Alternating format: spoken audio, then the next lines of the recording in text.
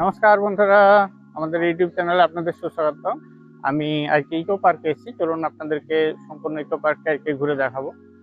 Eco পার্কের অনেকগুলো entry gate আছে। আমরা 2 নম্বর এন্ট্রি গেট দিয়ে প্রবেশ করেছি। ইকো পার্কের এখন টাইমিংটা চেঞ্জ হয়েছে। এখন ইকো পার্ক খুলে যায় সকাল 11টার সময়, আগে খুলতো 12টার সময়। সকাল সকাল খুলে যায়। আর ইকো পার্কের এন্ট্রি ফি রয়েছে 30 টাকা করে পার হেড। চ্যানেলটিতে নতুন হলে চ্যানেলটিকে সাবস্ক্রাইব করে আমাদের পাশে থাকুন। ভিডিওটি সম্পূর্ণ দেখুন, পছন্দ হলে অবশ্যই একটি লাইক করে দিন। চলুন ইকো পার্কে কোথায় কি রয়েছে না রয়েছে সমস্ত কিছু দেখে নেওয়া যাক। দেখতে থাকুন, সঙ্গে থাকুন। ইকো পার্কেতে এখানেতে বোটিং এর ব্যবস্থাও রয়েছে। বোটিং করার জন্য এদিকেতে অনেকগুলো কাউন্টার রয়েছে। এই কাউন্টারগুলো থেকে একটা ব্যাসেলের মতো রয়েছে, যেখানেতে ডেকে বসে দেখা যায়। আর কিছু কিছু ছোট ছোট বোটও রয়েছে, যেগুলো প্যাডেল বোট আছে।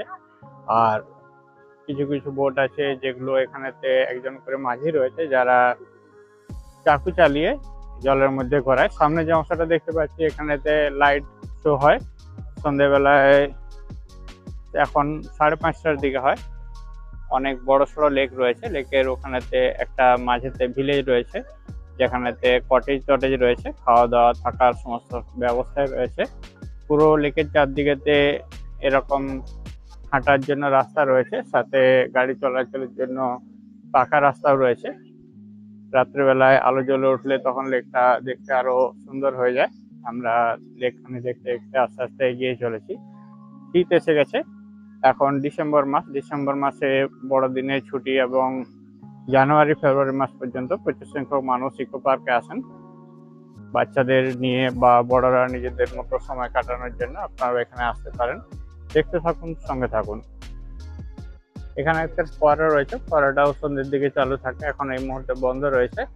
আর ফোয়ারার সামনে থেকে শুরু হয়েছে রোজ গার্ডেনের এন্ট্রি গেট।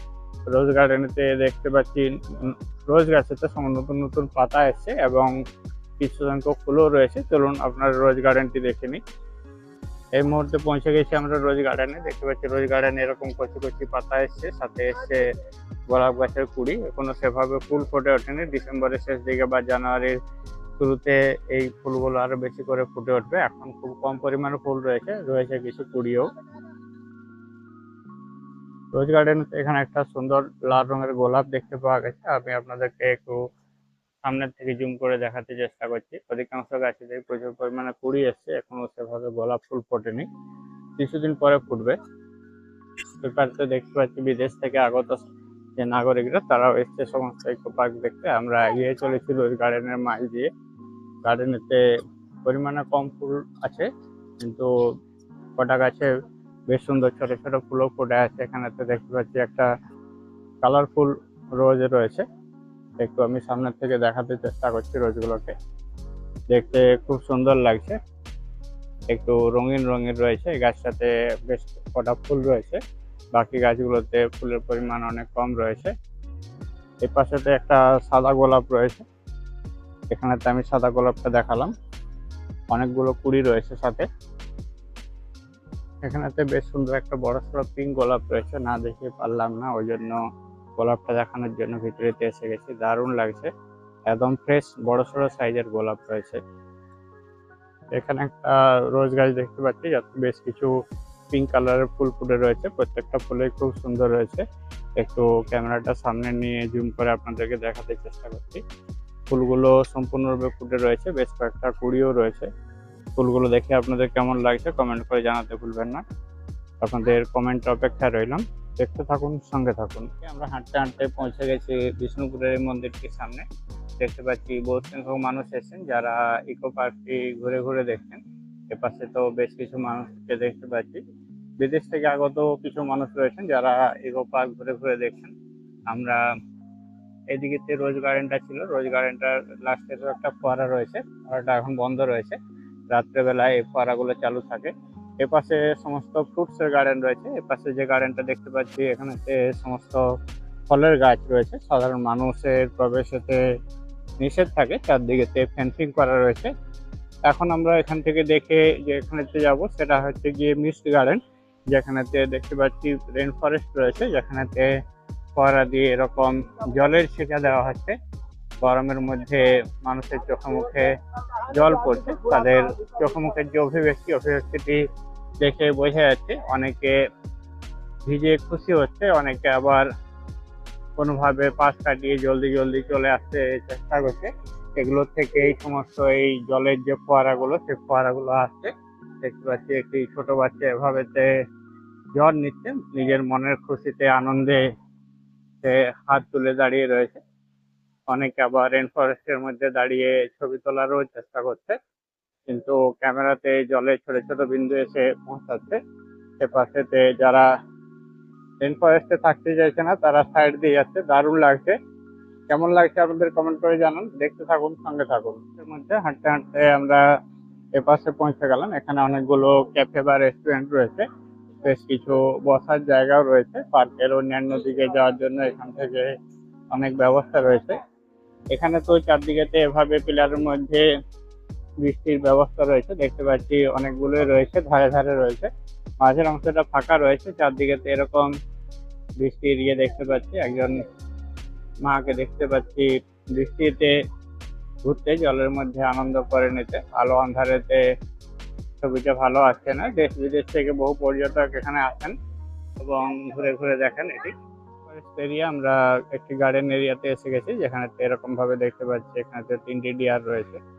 পাশেতে এদিকেতে আরো 3টি ডিয়ার রয়েছে, দূরে একটি দেখা যাচ্ছে। এবং তার এপাশে একখানা বড় সড়ো হাতি রয়েছে, দেখতে পাচ্ছি। হাতির সামনে বাচ্চারা সবাই ছবি তুলছে যে যার মতো করে। এখানেতে হাতিটা রয়েছে, হাতিটাকে আগে দেখিয়ে নিচ্ছি।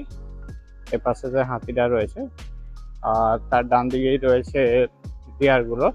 হাতির সামনে ছবি তোলার ভিড় পড়েছে। হাতিটি বেশ বড় সড়ো রয়েছে। এখান থেকে আমরা হাতিটি দেখলাম। হাতির এপাশেতেই এখানেতে হরিণ গুলো রয়েছে, আর হরিণের এপাশেই রয়েছে এখানেতে শিম্পাঞ্জি, যেখানেতে সঙ্গে বসে ছবি তোলারও ব্যবস্থা রয়েছে। আমরা এগিয়ে যাচ্ছি শিম্পাঞ্জির দিকে। এখানে শিম্পাঞ্জিটি রয়েছে, শিম্পাঞ্জির সামনে দেখতে পাচ্ছি একটা ফ্যামিলি রয়েছে, যারা এখানে খাবার দাবার নিয়ে এসে খাওয়া দাওয়া করছে। সেজন্য আর সামনে গেলাম না। এপাশে তো হাঁটার জন্য রাস্তা রয়েছে।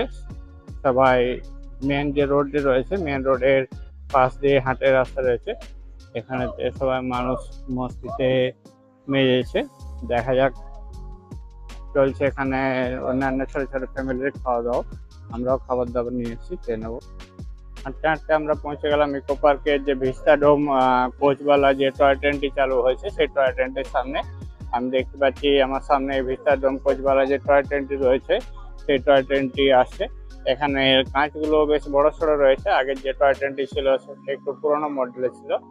গাড়িটি অনেক কম স্পিডে আস্তে আস্তে এগিয়ে চলেছে। এখানেতে ব্লু কালারের এরকম গাড়ি রয়েছে, দেখতে পাচ্ছি। এখানেতে স্টিলের সিট রয়েছে, আর এগুলো ভিস্টাডোম কোচের যে সিটগুলো থাকে সেই সিটগুলো রয়েছে। যে যেরকম পাচ্ছে সেরকম ডিরেকশনেতে এরকম ভাবে সিট বাঁকিয়েতে বসতে পারে। এখানেতে মাঝে একটি আরামদায়ক জার্নির জন্য একটা এসি রয়েছে, ভিতরটা এসি কোচ রয়েছে। বিস্তৃতম কোচটি বেরিয়ে গেল এখন। আমরা 2 নম্বর গেট দিয়ে এন্ট্রি করেছিলাম। হাঁটতে হাঁটতে আমরা 3 নম্বর গেটের সামনে পৌঁছে গেছি। এটা 3 নম্বর এন্ট্রি গেট রয়েছে। এখানে 3 নম্বর এন্ট্রি গেটের এন্ট্রি পরে এখানে কিছু ফুড স্টল রয়েছে, খাবার দাবার যেগুলো পাওয়া যায়।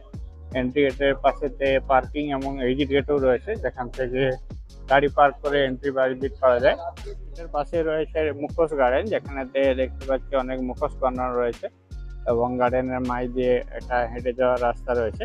বেশ সুন্দরভাবে চারদিকটা গাছ টাছ দিয়ে সাজানো। মুখোশগুলো একটু পুরোনো হয়ে গেছে, রংগুলো একটু উঠে গেছে, সেই জন্য একটু বিবর্ণ লাগছে। দিনের আলোতে গার্ডেনের পরিবেশটা বেশ সুন্দর লাগছে। গার্ডেনটা দেখুন এবং কেমন লাগছে অবশ্যই কমেন্ট করে জানান।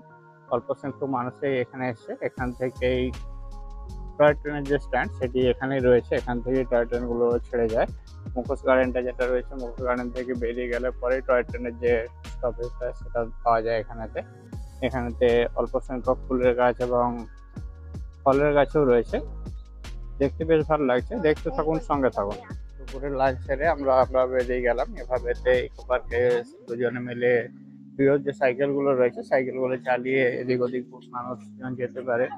দেখতে পাচ্ছি এটা একটা বড় সড়ো ফাঁকা মাঠ রয়েছে।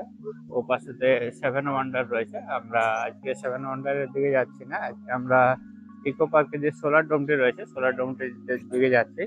সোলার ডোমটি এদিকে রয়েছে, চলুন যাওয়া যাক। দেখে নেওয়া যাক ইকো পার্কের সোলার ডোমটি।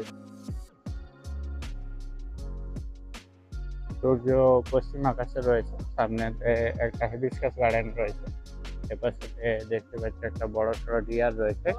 এদিকটা পুরোটাই গার্ডেন এলাকা আছে এবং সাথে বেশ কিছু অ্যাক্টিভিটির জন্য রয়েছে। এখানে একটা উদ্যান রয়েছে, বাংলার ইতিহাস উদ্যান নামে উদ্যান রয়েছে, যার টিকিট কাউন্টার সামনে রয়েছে। এদিকে টয়লেটের ব্যবস্থা রয়েছে। সামনে যে হিবিস্কাস গার্ডেনটা রয়েছে সেটা এখানে রয়েছে। বেশ বড় সড়ো হিবিস্কাস গাছ রয়েছে, আলোর অপোজিটে হওয়ার জন্য ভালো আসছে না। কিছু বছর আগে ইকো পার্কের ওয়াটার বডিতে একটি বাচ্চা পড়ে যাওয়ায় যে দুর্ঘটনা ঘটেছিল, সেই জন্য ওয়াটার বডিতে বাচ্চাদের নিয়ে যাওয়ার জন্য এখানে একটি সতর্কবাণী দেওয়া হয়েছে। পাশে দেখতে পাচ্ছি একটি ওয়াটার বডি রয়েছে। আর একখানা ট্রেন এসে গেল, দেখতে পাচ্ছি ট্রেনের মধ্যে প্যাসেঞ্জাররা সমস্ত বসে রয়েছে। এটা খোলামালা ট্রেন রয়েছে। ইকো পার্কের অলিতে গলিতে রাস্তা দিয়ে ট্রেনগুলো আস্তে আস্তে এগিয়ে চলেছে।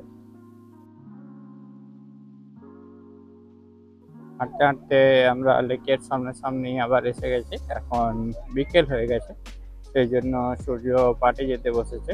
ও পাশে দেখতে পাচ্ছি ইকো পার্কের যে সোলার ডোমটি রয়েছে তার যে গম্বুজ পার্টটি আছে সেটি, পাশে একখানা এরোপ্লেন ল্যান্ড করার জন্য আস্তে আস্তে নিচের দিকে নেমে যাচ্ছে।